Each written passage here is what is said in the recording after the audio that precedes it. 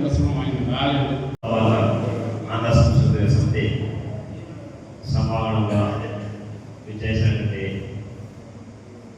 శ్రీకృష్ణదేవరాయల 512వ పట్టాభిషేక సందర్భంగా కార్యక్రమాన్ని ఏర్పాటు చేయబడినది. ఇక్కడ ఏమంటే ఇది మునుపటి సమస్యమే నా ద్వారా చెప్పింది అయితే ఇప్పుడు మా ముందు మా మేయర్ గారు ఉన్నారు. ఖండితంగా మన శాసనసభ్యులు ఇప్పుడు ఉంటే ఖండితంగా వచ్చేట్లో వాడుతారు.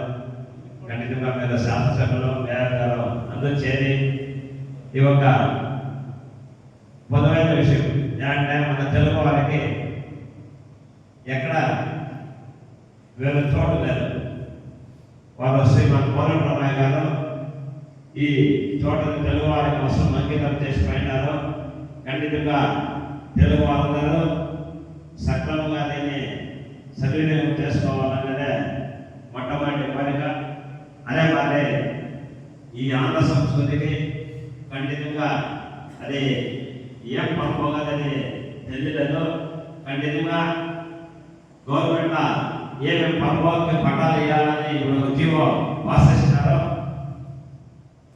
అటువంటి జీవోలో ఇది ఎలిజిబుల్ ఉంటే ఖండితంగా శాసనసభ్యులను మన మేయర్ గారితో చర్చించి అదే మరి తహసీల్దార్ గారిని కలెక్టర్ గారిని సంప్రదించి ఈ పనిని చేసినట్ల మీలో మనమోగా ఉండాలని తెలుపుకుంటూ நம்முடைய தென்னிந்தியாவை ஆண்ட ஒரு பேரரசர்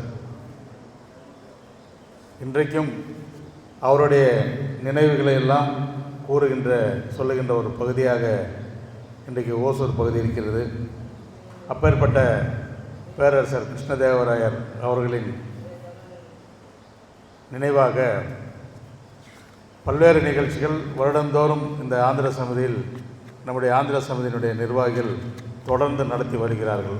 அதற்கு முதற்கண் என்னுடைய பாராட்டுதலையும் வாழ்த்துக்களையும் இந்த நேரத்தில் நான் தெரிவித்துக் கொள்ள கடமைப்பட்டேன். என்னுடைய ఆశ్రయర్ అయ్యా చంద్రశేఖర్ అవர்கள் తెలుగు చాలా బాగా మాట్లాడతావు కదా, తెలుగులో మాట్లాడారు.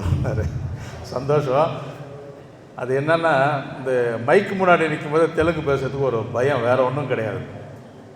நம்முடைய மொழிகள் என்ன வேணால் அந்த ஒரு திராவிட மொழி குடும்பத்தை சார்ந்தவர்கள் அந்த வகையில் தெலுங்கு பேசணும்னு ஆசையாக இருந்தாலும் கூட பொதுவாக இருக்கிற இடத்துல நம்ம பேசுகிறோம்.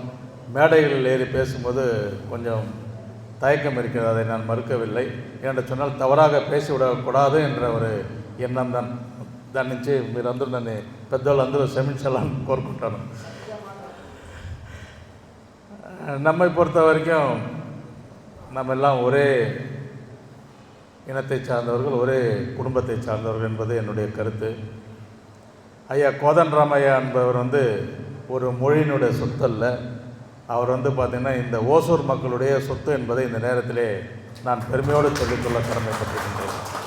ஏன்னு சொன்னால் அவர் மொழிக்காக பாடுபட்டவர் கிடையாது, இந்த ஊருக்காக பாடுபட்டவர். முதல்ல ஊர் தான் அவருக்கு முக்கியம். ஆக அவரின் மீது என்றைக்கும் இங்கே இருக்கின்ற பொதுமக்களானாலும் சரி, அரசியல் தலைவர்களானாலும் சரி, மிகுந்த ஒரு மரியாதை கொண்ட ஒரு நபர் ஐயா கோதண்டராமையா என்பதை இந்த நேரத்திலே நான் சொல்லிக்கொள்ள விரும்புகின்றேன். அதே போல் பார்த்திங்கன்னா மெட்ராஸ் மாகாணம் என்ற ஒரு மாகாணமாக இருந்து நாம் அனைவரும் ஒரு ஆட்சியின் கீழ், ஒரு கொடையின் கீழ் இருந்தவர்கள். ஐயா ஸ்ரீராமுலு அவர்கள், பொம்மை ஸ்ரீராமுலு அவர்கள் மாநில வாரியாக, மொழி வாரியாக மாநிலம் பிரிக்கப்பட வேண்டும், ஆட்சி நடத்தப்பட வேண்டும் என்று விரும்பி அவர் பல்வேறு போராட்டங்களை நடத்தி 1951 நவம்பர் 1ஆம் தேதி ஆந்திர மாநிலமாக முதலில் ஆந்திரம் உருவானது. பிறகு தமிழகம் மெட்ராஸ் மாகாணத்தின் கீழே தான் இருந்தால், அப்புறம் தமிழ்நாடு என்று நம்முடைய முன்னாள் முதலமைச்சர் அவர்கள், பேரறிஞர் அண்ணா அவர்கள் தமிழ்நாடு என்று ஒரு பெயரை சூட்டி இதற்கு ஒரு அந்தஸ்தை தந்தார்கள். அப்புறம் கர்நாடகா, கேரளம் என்று 4 மாநிலங்களாக பிரிந்து நாம் இன்றைக்கு இருக்கின்றோம். ஆக அன்னைக்கு ஸ்ரீராமுலு அவர்கள் என்ன விரும்பி அந்த மாநிலத்தை பிரித்து கொண்டாரோ, நம்முடைய பேரறிஞர் அண்ணா அவர்கள் எப்படி தமிழ்நாடு என்ற பெயரை வைத்தார்களோ, இன்றைக்கு அந்த சூழ்நிலைக்கு, அந்த ஒரு இக்கட்டான சூழ்நிலைக்கு பங்கம் விளைவிக்கின்ற வகையிலே பல்வேறு நிகழ்வுகள் தொடர்ந்து நடைபெற்று கொண்டிருக்கின்றது. இதை நான் எதற்காக சொல்கிறேன் என்று சொன்னால், அரசியல் பேசுவதற்காக அல்ல, நம்முடைய அனைவரின் தாய்மொழிக்கு ஒரு ஆபத்து ஏற்படுகின்ற ஒரு கட்டம் இன்றைக்கு உருவாகி இருக்கிறது. அதை அனைவரும் உணர வேண்டும் என்று சொல்லுகிறேன். அவ்வளவுதான். இதை நாம் தெரிந்து கொள்ள வேண்டும் அனைவரும். நம்முடைய தாய்மொழி, நாம் தாய்மொழியை தாயை போன்று நேசிக்க வேண்டும். ஒரு தாயை எப்படி நேசிக்கின்றோமோ அதே போல் நம் தாய்மொழிக்கு மரியாதை தர வேண்டும். அந்த தாய்மொழிக்கு எந்த சூழ்நிலையும் யாரால் பங்கம் வந்தாலும் நாம் அதில் கொதித்து எழுந்து அதற்காக போராட வேண்டும். நம் தாய்மொழிக்கு எந்த ஒரு ஆபத்தும் இல்லாத வகையிலே நாம் அனைவரும் ஒன்றாக இருக்க வேண்டும் என்று இந்த நேரத்தில் நான் உங்கள் அனைவரிடம் தாழ்மையாக கேட்டுக்கொள்கின்றேன். அதே போல் இங்கே இருக்கின்றவர்கள், நீங்கள் வருடா வருடம் இது போன்ற நிகழ்ச்சிகள் எல்லாம் சிறப்பாக செய்கின்றீர்கள். உங்களுக்கு என்னுடைய வாழ்த்துக்கள். அதே வேளையில் நீங்கள் இங்கே இருக்கின்றவர்கள் அனைவரும் ஏதாவது ஒரு வகையில் அனுபவசாலிகள். ஒன்று ஆசிரியராக இருப்பீர்கள், இல்லை அரசு ஊழியராக இருப்பீர்கள், அல்லது ஒரு தொழிலதிபர்களாக இருக்கின்றீர்கள். ஆனால் நீங்கள் இங்கே ஒரு சின்ன தவறை இந்த இடத்துல நீங்கள் செய்கிறீங்கன்னு சொல்லலை, ஒரு தவறை நான் சுட்டிக்காட்ட விரும்புகின்றேன். ஏனென்று சொன்னால், இந்த இளம் தலைமுறையினர் அதிகம் இதில் ஈடுபாடு இல்லாமல் இருக்கிறார்கள். அவரையும் நீங்கள் இழுத்து வர வேண்டும். அவர்களும் அடுத்த நிகழ்ச்சிகள் எல்லாம் நடக்கின்ற பொழுது இந்த ஜென்ரேஷன், இந்த இளம் தலைமுறையினர் இந்த மண்டபம் நிறைந்து இருக்கின்ற வேண்டும் என்று என்னுடைய தாழ்மையான வேண்டுகோளை இந்த இடத்துல நான் வைக்க விரும்புகின்றேன். இது என்னுடைய ரெக்வஸ்ட் மட்டும்தான். ஏன்னா இன்றைக்கி எல்லாருக்கும் எவ்வளோ வேலைகள் எல்லாம் இருக்கும், இல்லைன்னு சொல்லலை. ஆனால் இது போன்ற நிகழ்வுகள் எல்லாம் நம்ம அனைவரும் பங்கெடுக்க வேண்டும். நமக்கு தேவை நம்முடைய மொழி, நம்முடைய கலாச்சாரம், நம்மளுடைய பண்பாடு, நம்முடைய பழக்க வழக்கங்கள். நமக்கென்ற ஒரு அடையாளம் இருக்குது, நமக்கென்ற ஒரு அடையாளம் எல்லாருக்கும் இருக்குது. அந்த அடையாளத்தை நம்ம யாரும் இழக்கக்கூடாது. அந்த அடையாளத்தை கட்டியாக வைத்து கொள்ள வேண்டும். அதற்கு அவர்களெல்லாம் பங்கெடுக்கின்ற வகையிலே நீங்கள் இனியும் அதிகம் கவனம் செலுத்த வேண்டும் என்று இந்த மேடையில் எல்லாம் பெரியவங்க தான் இருக்கிறாங்க. இவங்க நினச்சா ஒரு 100 இளைஞர்கள் கொண்டு வரலாம். எப்படி சுவாமி விவேகானந்தர் அவர்கள் கேட்டாரோ அந்த மாதிரி இளைஞர்களை கொண்டு வந்து இந்த மண்டபம் நிறைக்க உட்கார வைக்கலாம். இதை எதற்காக சொல்கிறேன் என்று சொன்னால், நான் உங்களுக்கு அறிவுரை கூறுகின்ற அளவிற்கு வயதில் பெரியவன் அல்ல. என்னுடைய கண்ணில் பட்டது, எனக்கு பேச தோன்றியது, என் மனதில் உதித்தது தான் உங்களிடம் சொல்லுகிறேன். இது ஒரு வேண்டுகோளாக தான் வைக்கிறேன். தயவு செஞ்சு நீங்கள் தப்பாக நினச்சிக்க வேண்டாம். ஆக நீங்கள் இவ்வளோ கஷ்டப்பட்டு நடத்துகிறீங்க, இது எல்லா இடத்தையும் கொண்டு போய் சேர்க்கணும். அதுதான் என்னுடைய ஆசை. அதுக்காக தான் நான் சொல்கின்றேன். ஆக அதே போலவே நம்முடைய முதலமைச்சர் அவர்கள் கூட இன்றைக்கு கடந்த 10 ஆண்டுகளாக எந்த பகுதியிலும் பட்டா தரல. நம்முடைய ஒசூருக்கு கூட விதிவிலக்கு தந்திருக்காங்க. ஒசூரை சுற்றி 16 கிலோமீட்டருக்கு பட்டா தரக்கூடாது என்று ஒரு அரசாணை இருந்தது. அதையெல்லாம் ரத்து செய்து இன்றைக்கு ஒசூரிலே 5,000 10,000 5 வருஷத்துக்கு மேலே 10 வருஷத்துக்கு மேலே குடியிருக்கின்றவர்களுக்கு பட்டா தர வேண்டும் என்று ஆணையிட்டு இருக்கின்றார். கிட்டத்தட்ட நம்ம பகுதியில் மட்டும் 4,000 5,000 பட்டா தர தயாராக இருக்கின்ற அளவிற்கு இன்றைக்கு அதை ஆய்வு செய்து வந்து கொண்டு இருக்கின்றார்கள். அதில் ஒரு சின்ன இது, நாங்கள் கூட மாநகராட்சியில் ஒசூரில் 5 வருஷத்துக்கு மேலே குடியிருக்கிறவங்களுக்கு பட்டா தரணும் என்ற வேண்டுகோள் வச்சோம். நம்முடைய சட்டமன்ற உறுப்பினரும் அசம்பிளியில் பேசினாங்க. இதையெல்லாம் கருத்தில் கொண்டு மக்களுக்காக இருக்கின்ற ஒரு முதல்வர், மக்களுக்காக வாழ்கின்ற ஒரு முதல்வர் பட்டா தருவேன் என்று சொல்லியிருக்கிறார். அதில் என்ன ஒரு விஷயம்னு பார்த்தீங்கன்னா, அந்த பட்டா கொடுக்கின்ற பகுதி நம்முடைய சட்டத்திட்டத்திற்கு உட்பட்ட பகுதியாக இருக்கணும், நீர்நிலைகளாக இருக்கக்கூடாது, மேய்ச்சல் புறம்போக்காக இருக்கக்கூடாது என்று சொல்லியிருக்கிறார்கள். அந்த வகையில் இந்த பகுதி எந்த அடிப்படையில் வருகிறது என்று தெரியவில்லை. கண்டிப்பாக நாளைக்கு ஒரு நாள் டைம் கொடுங்க, நாளைக்கே நாங்கள் சொல்லிடுறோம். அதற்கு அப்படி இல்லை என்றாலும் கூட நம்முடைய அரசின் கவனத்திற்கு இதை எடுத்து சென்று இதை கிடைக்க நாம் அனைவரும் பாடுபடுவோம் என்று சொல்லி எங்களுக்கு இந்த நல்ல வாய்ப்பு தந்த உங்கள் அத்தனை பேருக்கும் நன்றி நன்றி நன்றி. வணக்கம்.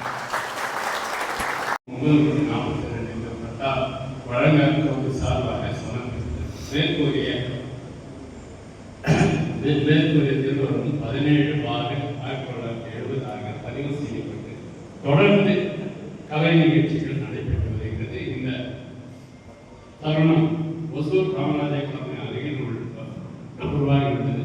இதன் சுவாதீனத்தில் சென்னத்தூர் கிராம பஞ்சாயத்தின் 942 அரசியல் புறம்போக்கு நிலம் சுமார் 10 சென்ட்டுகள்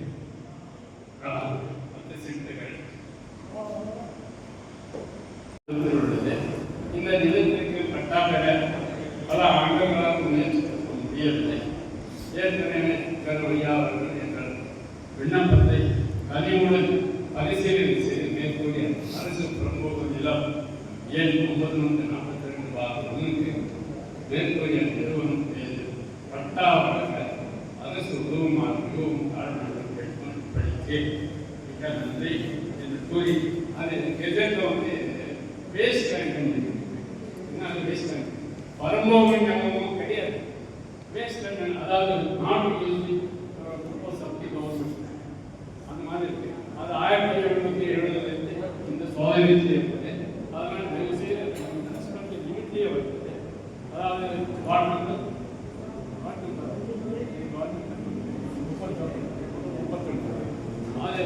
31 தான் வந்தது. அதனால் வார்டு நம்பர் மென்ஷன் பண்ணுறோம். மென்ஷன் பண்ணி சமர்ப்பிக்கிறோம். தயவுசெய்து நேற்று பார்வையிட்டு எங்களுக்கு அனுமதி தரமாக காரணம்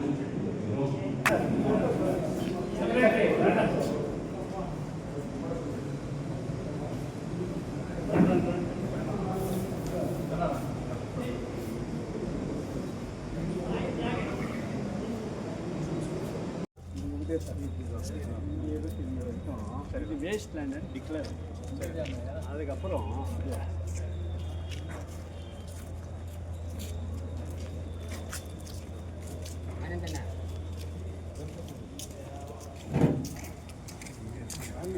வருஷம் ஆச்சு 10 டன் ஸ்டீல் பண்ணணும் கட்டுறதுக்கு. இந்த ப்ராப்ளம்ல இன்னும் இருக்கு. நீங்க கட்டிட்டு இருந்தோம் யார் உங்களுக்கு தப்பு நீங்க பண்ண தப்பு. நீங்க கட்டி பொசிஷன்ல இருந்திருக்கணும். EB bill வாங்கிருக்கணும்.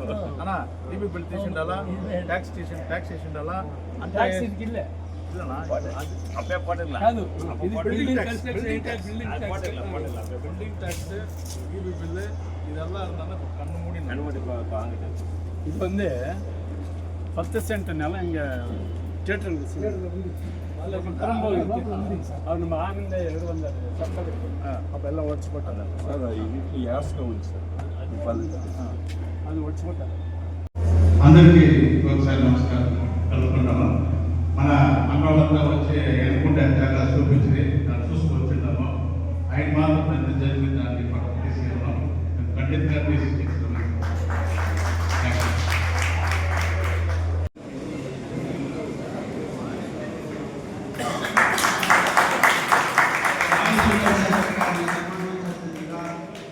కార్యదర్శి విశ్వనాథ్ గారిని కోరుతున్నాను.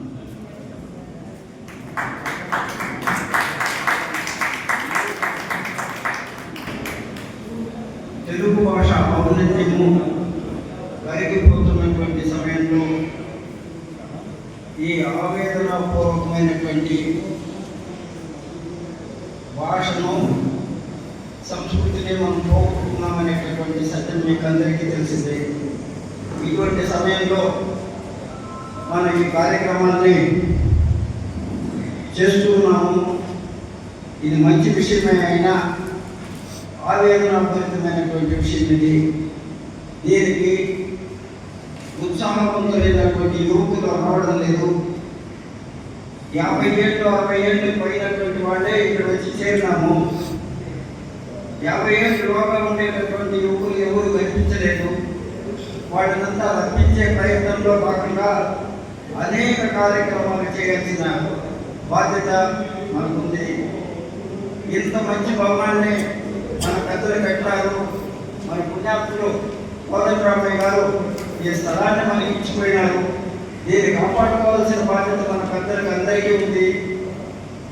ఇప్పుడు మన భాష సంస్కృతి ఔన్నత్యాల గురించి శ్యామసుందర శాస్త్రి గారు అనంతపురం ఆల్ ఇండియా రేడియో వారిని మాట్లాడవలసిందిగా కోరుతున్నాను. మీ అందరికీ కూడా ఈ శ్రీకృష్ణదేవరాయ 515వ పట్టాభిషేక మహోత్సవ వేడుకల సందర్భంగా శుభాకాంక్షలు తెలియజేస్తున్నాం. తెలుగు భాషా వికాస ఉద్యమం పక్షాన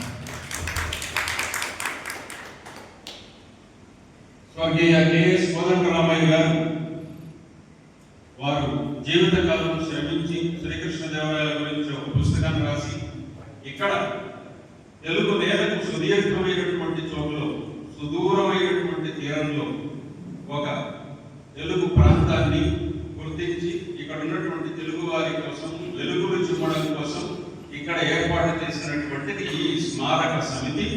ఆయనకు ఈ సందర్భంగా మనమంతా కూడా ఒకసారి గట్టిగా చప్పట్లు కొట్టి మీ వాటిని